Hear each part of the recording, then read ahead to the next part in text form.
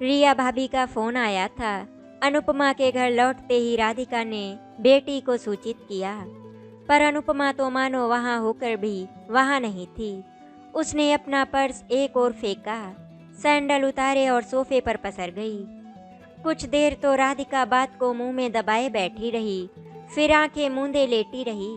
अपनी इकलौती बेटी अनुपमा को देखा, मन मस्तिष्क में झंझावत सा उठ रहा था। वे दिन भर अनुपमा की प्रतीक्षा में बैठी रहती हैं, पर वो घर लौटकर मानो बड़ा उपकार करती है। उसके पास माँ से बात करने का तो समय ही नहीं है। मन हुआ इतनी जोर से चीखे कि अनुपमा तो क्या, पास पड़ोस तक हिल उठे और उसके मन का सारा गुबार निकल जाए। पर वे भली प्रकार जानती थी कि वे ऐसा कभी नहीं करेंगी। वे तो हर समय और हर कार्य में मर्यादा के ऐसे अबूझ बंधन में बंधी रहती थी कि इस प्रकार के अभद्र व्यवहार की बात सोच भी नहीं सकती। हार कर राधिका ने टीवी खोल लिया और बेमन से रिमोट हाथ में थामे अलग अलग चैनलों का जायजा लेने लगी। उधर अनुपमा सोफे पर ही सो गई थी। राधिका ने एक नज़र उस पर डाली, फिर मुंह फेर लिया। उन्होंने कितने लाड प्यार से पाला है अनुपमा को। उसके लिए उन्होंने ना दिन को दिन समझा, ना रात को रात। पर अब अनुपमा अपने सामने किसी को कुछ समझती ही नहीं। वे तो उस घड़ी को कोस रही हैं जब उन्होंने अनुपमा को राजधानी जाकर नौकरी करने की अनुमति दी थी। उसके पति वनराज ने साफ मना कर दिया था कि वे बेटी के अकेले अजनबी शहर में जाकर रहने के पक्ष में नहीं हैं। तब उन्होंने जोर शोर से बेटी के अधिकारों का झंडा बुलंद किया था। उनका अकाट्य तर्क था कि जब बेटे को दूसरे शहर में रहकर पढ़ाई व नौकरी करने का हक है तो बेटी को क्यों नहीं। वनराज जी ने माँ बेटी की जिद के आगे हथियार डाल दिए थे। अनुपमा राजधानी आ गई। पिछले 4-5 वर्षों से राधिका ने अनुपमा में थोड़ा बहुत परिवर्तन होते देखा था। अनुपमा जब ब्रांडेड पोशाक पहनकर कंधे तक कटे केसों को बड़ी अदा से लहराती और गर्दन को झटकती अपने शहर आती, तो पड़ोसियों, मित्रों और संबंधियों की आंखों में ईर्ष्या के भाव देखकर उसका दिल झूम उठता था। इसी दिन के लिए तो वे जी रही थी। उन्होंने अपना जीवन बड़ी तंगहाली में बिताया था। बड़े संयुक्त परिवार में उनका विवाह हुआ था, जिसमें छोटी छोटी बातों के लिए भी मन मार कर रहना पड़ता था। पर अनुपमा को MBA करते ही 25 लाख प्रतिवर्ष की नौकरी मिल जाएगी, ऐसा तो उन्होंने सपने में भी नहीं सोचा था। उनकी नाक कुछ अधिक ही ऊंची हो चली थी। राधिका के भाई श्याम और भाभी रिया उसी शहर में रहते थे। श्याम भैया अड़ गए कि अनुपमा उन्हीं के साथ रहेगी। वे उसे अजनबी शहर में अकेले नहीं रहने देंगे। इसमें राधिका को कोई आपत्ति नहीं थी। भाई भाभी से उनके मधुर संबंध थे। यूं भी वे आवश्यकता पड़ने पर उनकी सहायता करने को सदैव तत्पर रहते थे। अनुपमा को ये प्रस्ताव अच्छा नहीं लगा था। उसने नौकरी मिलते ही जिस उन्मत्त उड़ान का सपना देखा था, उसमें ये प्रस्ताव बाधा बन रहा था। पर राधिका ने उसे मना लिया। अनुपमा भी समझ गई कि अधिक जिद की तो नौकरी से हाथ धोने पड़ेंगे। श्याम संपन्न व्यक्ति थे, पर वे और उनकी पत्नी रिया घर में कड़ा अनुशासन रखते थे। वो अनुशासन अनुपमा को रास नहीं आया और मामी की रोक टोक से तंग आकर उसने शीघ्र ही अलग फ्लैट ले लिया। वनराज ये सुनते ही भड़क उठे थे और राधिका को तुरंत बेटी के साथ रहने भेज दिया था।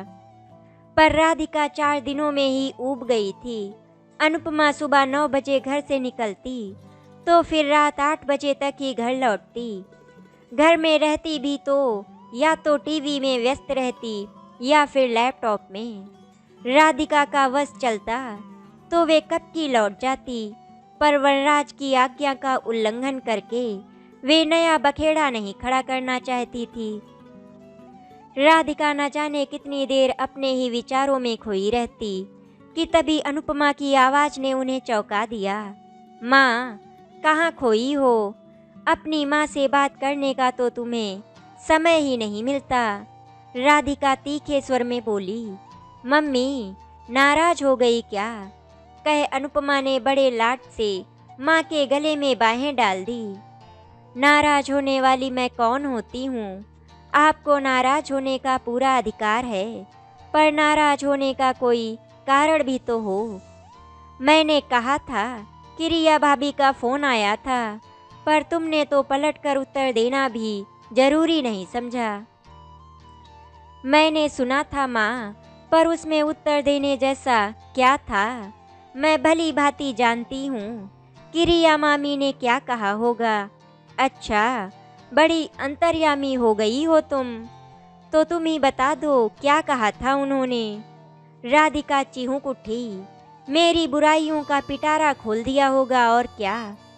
मैं आपको सच बताऊं, उनके घर में 6 माह मैंने कैसे बिताए हैं केवल मैं ही जानती हूँ। मुझे तो उनके बच्चे राज और आभा पर दया आती है। इतना अनुशासन किस काम का कि दम घुटने लगे। अनुपमा एक ही सांस में बोल गई। उन्होंने तो तुम्हारा नाम तक नहीं लिया। बुराई भलाई की कौन कहे। वे तो बस यही कहती रहीं कि बिना मिले मत चली जाना। कोई ज़रूरत नहीं है कहीं आने जाने की। वे बड़े धनी मानी होंगे तो अपने लिए। अब आप तो उनका रौब सहने की कोई ज़रूरत नहीं है। हम उनका दिया नहीं खाते। अब मैं अपने पैरों पर खड़ी हूँ। कैसी बातें कर रही हो अनुपमा? माना तुम अब अपने पैरों पर खड़ी हो, अच्छा वेतन ले रही हो, पर इसका अर्थ ये नहीं कि हम अपने सगे संबंधियों से मुंह फेर लें, और वो भी श्याम भैया और रिया भाभी जैसे लोगों से जिनके हम पर अनगिनत उपकार हैं। ठीक है, आपको जाना है तो जाओ, मेरे पास समय नहीं है। आप जब कहें मैं आपको उनके यहाँ छोड़ दूंगी। अपने पांव धरती पर रखना सीख बेटी। पढ़े लिखे लोगों को क्या ऐसा व्यवहार शोभा देता है? राधिका ने समझाया। आप लोगों के कहने से मैं उनके यहाँ रहने को तैयार हो गई थी। मैंने कभी स्वयं को उन पर बोझ नहीं बनने दिया, पर अब नहीं। उनकी रोक टोक से तो मेरा दम घुटने लगा था। अनुपमा ने अपनी असमर्थता जताई। ठीक है, जैसी तेरी मर्जी। कल ऑफिस जाते समय मुझे छोड़ देना और लौटते समय ले लेना। वैसे भी दिन भर अकेले बैठे मन ऊब जाता है। राधिका ने बात समाप्त की। अगले दिन राधिका श्याम के यहाँ पहुंची तो पति पत्नी दोनों ने बड़ी गर्मजोशी से स्वागत किया। बहुत जोर डालने पर अनुपमा अंदर तक आई और समय न होने का बहाना करके लौट गई। जिस दिन से यहाँ से गई है, आज सूरत दिखाई है तुम्हारी बेटी ने, रिया ने शिकायती लहजे में कहा। उसकी ओर से मैं क्षमा मांगती हूँ। आजकल के बच्चों को तो तुम जानती ही हो, वे किसी की सुनते कहाँ हैं। पर मेरे मन में तुम दोनों के लिए अथाह श्रद्धा है। राधिका ने हाथ जोड़े।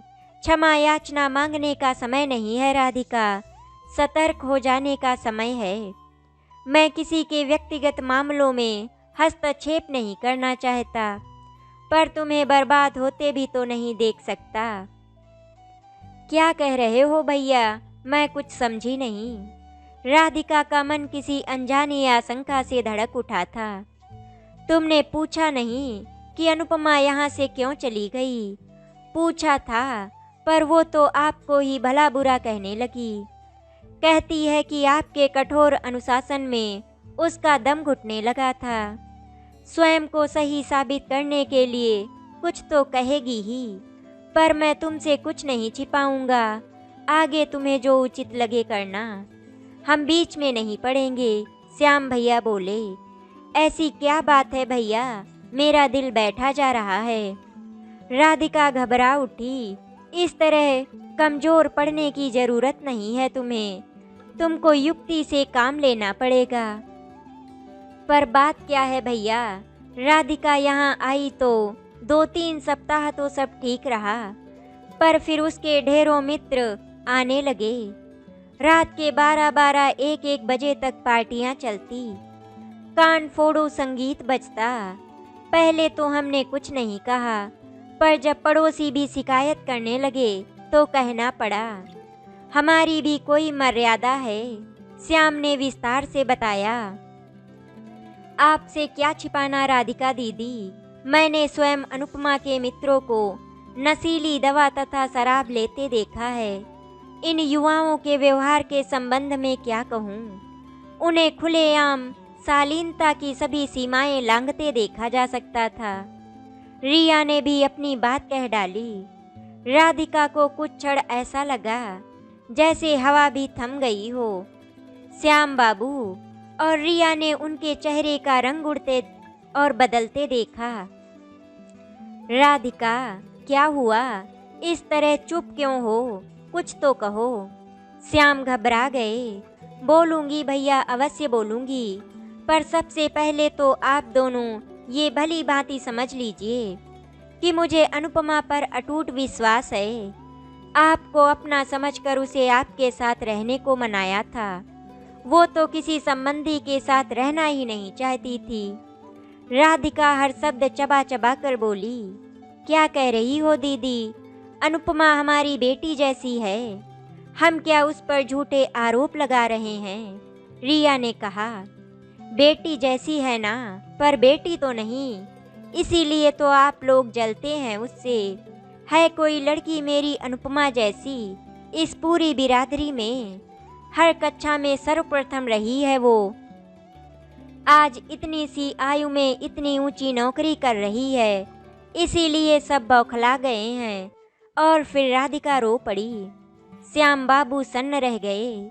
उनकी बहन उन पर ऐसा आरोप लगाएगी, उन्होंने सपने में भी नहीं सोचा था। रिया, जाओ चाय नाश्ते का प्रबंध करो। अब इस संबंध में हम कोई बात नहीं करेंगे। किसी प्रकार श्याम के मुंह से निकला। नहीं, खूब बात कीजिए। मेरी अनुपमा को बदनाम किए बिना आपको चैन नहीं मिलेगा। आपने हमारी बहुत सहायता की है। पूरा हिसाब किताब कर लीजिए, हम पाई पाई चुका देंगे। अनुपमा का विवाह इतनी धूमधाम से करूंगी कि सबकी आंखें खुली की खुली रह जाएंगी। राधिका अब भी स्वयं को शांत नहीं कर पा रही थी। चलो मान लिया तुम्हारी अनुपमा जैसी कोई नहीं। हमारी शुभकामनाएं हैं कि वो दिन दूनी रात चौगनी उन्नति करे। तुम्हारा बड़ा भाई हूँ, अब क्षमा भी कर दो। श्याम बाबू ने हाथ जोड़कर प्रार्थना की तो राधिका ने किसी प्रकार स्वयं को संभाला। चाय नाश्ते और इधर उधर की बातों के बीच कब शाम हो गई और अनुपमा राधिका को लेने आ गई, पता ही नहीं चला। अब क्या होगा श्याम? असली बात तो राधिका दीदी को बताई ही नहीं। राधिका के जाते ही रिया ने चिंता जताई। क्यों, अभी कुछ और सुनना बाकी है क्या? गांधी जी की शिक्षा का पालन करो। बुरा ना देखो, ना सुनो, ना बोलो। हम कुछ कहें भी तो वो कब सुनने वाली हैं?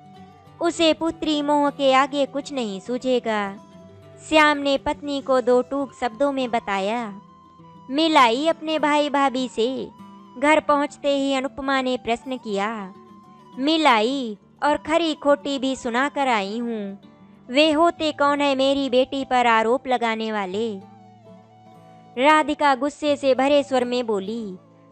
मैं कहती तो थी कि वे हमसे ईर्ष्या करते हैं। अनुपमा को माँ राधिका की बात सुनकर बड़ी खुशी हुई। चिंता न कर बेटी, ऐसा जवाब देकर आई हूँ कि भविष्य में कभी तेरी बुराई करने का साहस नहीं जुटा सकेंगे। ऐसा क्या कह आई आप, जो मन में आया सुना दिया? भैया तो लगे हाथ जोड़कर माफ़ी मांगने। मैं तो ये सोचकर चुप रह जाती थी कि बड़े भाई हैं और कई बार सहायता करते रहे हैं, पर हर बात की एक सीमा होती है। मम्मी, अब गुस्सा थूक भी दो और तैयार हो जाओ। आज डिनर करने बाहर ही जाएंगे। अनुपमा की खुशी उसके चेहरे पर साफ झलक रही थी। अब तो बस एक ही इच्छा है कि तेरे लिए ऐसा घरवर ढूंढूं कि सभी मित्रों संबंधियों की आंखें फटी की फटी रह जाएं। आप ऐसा कुछ नहीं करेंगी माँ। अपने जीवन साथी का चुनाव मैं स्वयं करूँगी, और वो भी पूरी तरह जांचने परखने के बाद। क्या कह रही है? कहीं किसी को पसंद तो नहीं कर लिया? मन की बात तुरंत ही शब्दों में ढल गई। नहीं माँ, ऐसा कुछ नहीं है। जांचने परखने में समय लगता है, अभी तो खोज शुरू हुई है।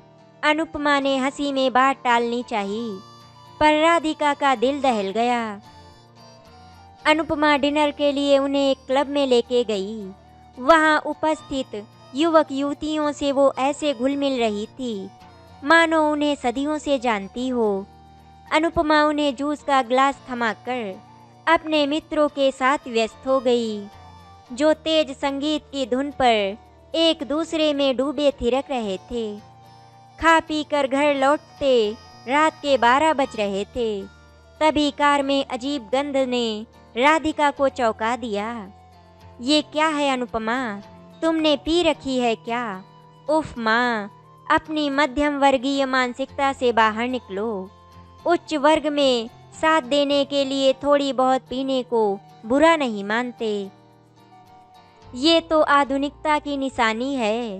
भाड़ में जाए ऐसी आधुनिकता। हमारे समाज में तो लड़कों का भी पीना अच्छा नहीं समझा जाता।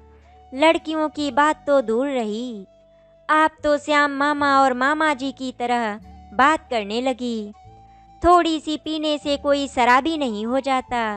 अगली बार मैं आपको क्लब के पब में ले जाऊंगी।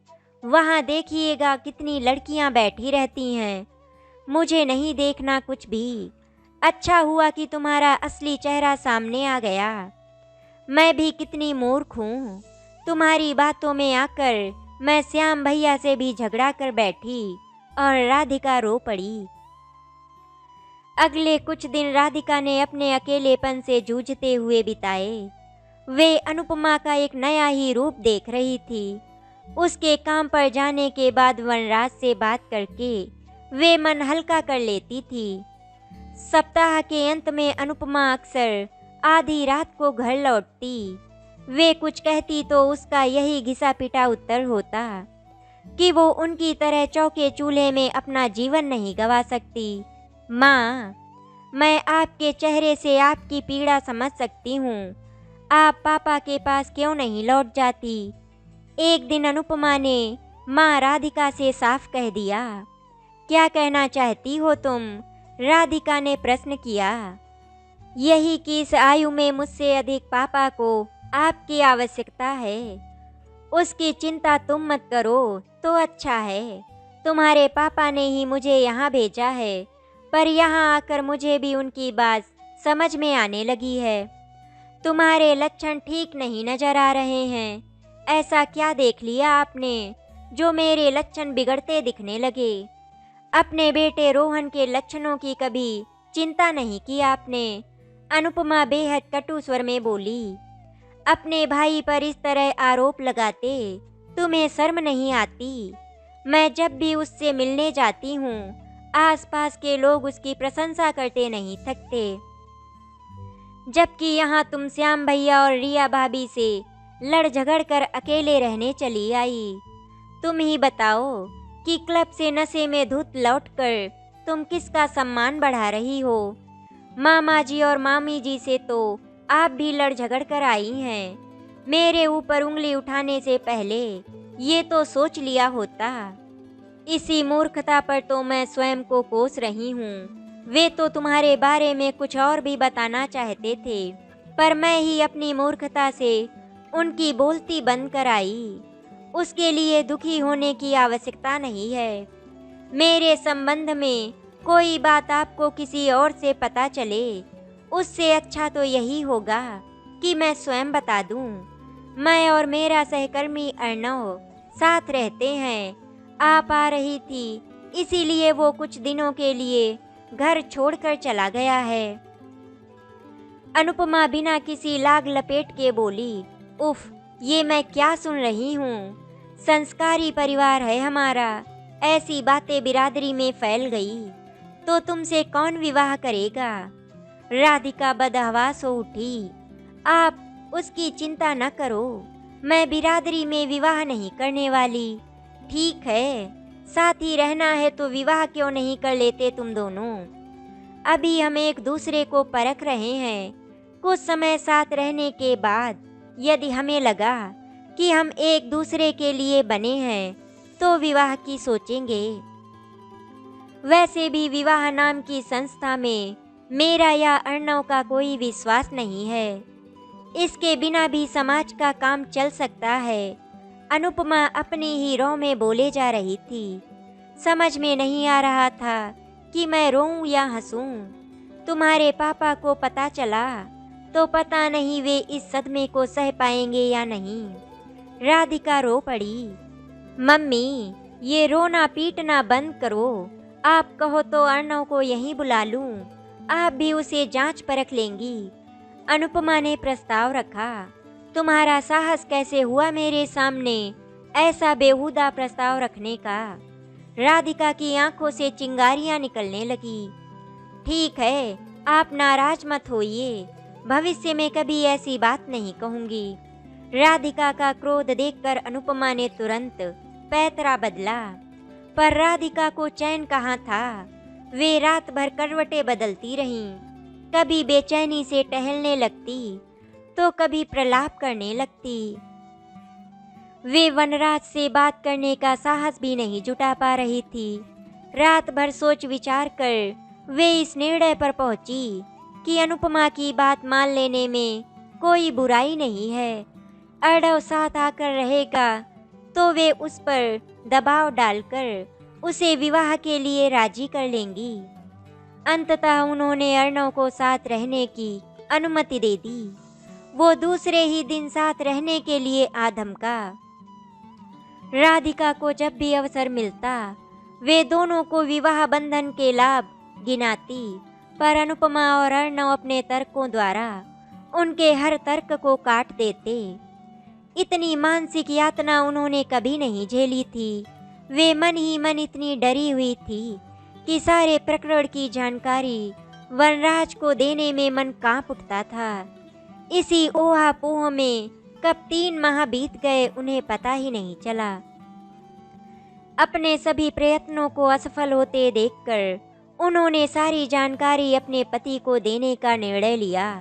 फिर उन्होंने फ़ोन उठाया ही था कि अनुपमा का फ़ोन आ गया।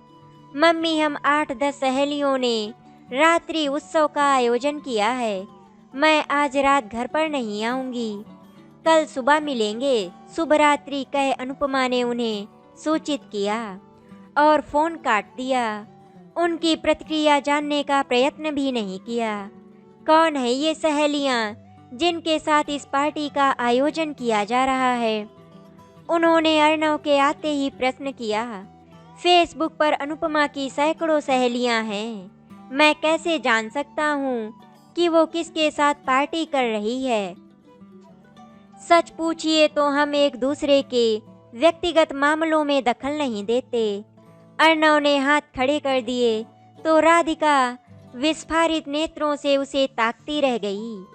फिर उन्होंने तुरंत ही फ़ोन पर पूरी जानकारी वनराज को दे दी। सारी बात सुनकर वे देर तक उन्हें बुरा भला कहते रहे।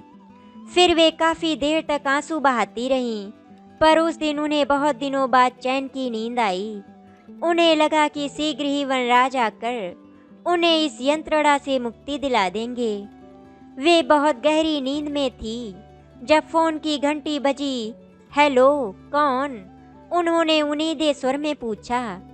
जी, मैं सुषमा, अनुपमा की सहेली। हम लोग खा पी कर मस्ती करने सड़क पर निकले थे। अनुपमा कार पर नियंत्रण नहीं रख सकी। उसकी कार कुछ राह चलते लोगों पर चढ़ गई। हम मानसी पुलिस हॉस्पिटल में हैं। आप अर्णव के साथ तुरंत वहां पहुंचिए। बदहवास राधिका ने अर्णव के कमरे का दरवाजा पीट डाला। अर्णव ने दरवाजा खोलते ही उन्होंने पूरी बात बता दी। ठीक है, मैं तैयार होकर आता हूँ, और फिर दरवाज़ा बंद कर लिया। कुछ देर बाद दरवाज़ा खुला तो अर्णव अपने दोनों हाथों में सूटकेस थामे खड़ा था। अरे बेटा, इस सब की क्या जरूरत है? राधिका ने प्रश्न किया। आंटी क्षमा कीजिए, मैं आपके साथ नहीं जा सकता। मेरा एक सम्मानित परिवार है। मैं पुलिस कचहरी के चक्कर में पड़कर उन्हें ठेस नहीं पहुंचा सकता। मैं ये घर छोड़कर जा रहा हूँ। आप जाने और आपकी सिरफिरी बेटी, क्रोधित स्वर में बोल अर्णव बाहर निकल गया। जब तक राधिका कुछ बोल पाती, वो कार स्टार्ट कर जा चुका था। उस अंधकार में उसे श्याम की ही याद आई। फोन पर ही उन्होंने क्षमा याचना की और सहायता करने का आग्रह किया। श्याम ने उन्हें धीरज बंधाया, आश्वासन दिया कि वे तुरंत पहुंच रहे हैं। रिसीवर रख राधिका वहीं बैठ गई। उनके आंसू थे कि थमने का नाम ही नहीं ले रहे थे। राधिका और श्याम दोनों पुलिस स्टेशन पहुंचे। वहां जाकर अनुपमा को छुड़वाया और फिर उसे घर लेकर आ गए। अनुपमा अर्णव के बारे में पूछने लगी तो मैंने बताया कि जैसे ही उसको पता चला कि तुम पुलिस स्टेशन में हो, तो वो सारा सामान पैक करके तुम्हें छोड़कर चला गया। आज अनुपमा को अपने किए पर बहुत पछतावा हो रहा था। उसने मामा और मामी जी से माफ़ी मांगी और अपनी माँ से भी माफ़ी मांगी। अनुपमा रोते हुए बोली, माँ, चलो अब हम लोग अपने घर चलते हैं। दोस्तों, हमें मॉडर्न होना चाहिए, लेकिन अपने माता पिता की परवरिश और संस्कारों को ध्यान में रखकर। आशा करती हूँ आपको हमारी कहानी अच्छी लगी होगी। अगर आपको हमारी कहानी अच्छी लगी तो वीडियो को लाइक एंड शेयर करें, चैनल को सब्सक्राइब करें। वीडियो देखने के लिए आपका धन्यवाद।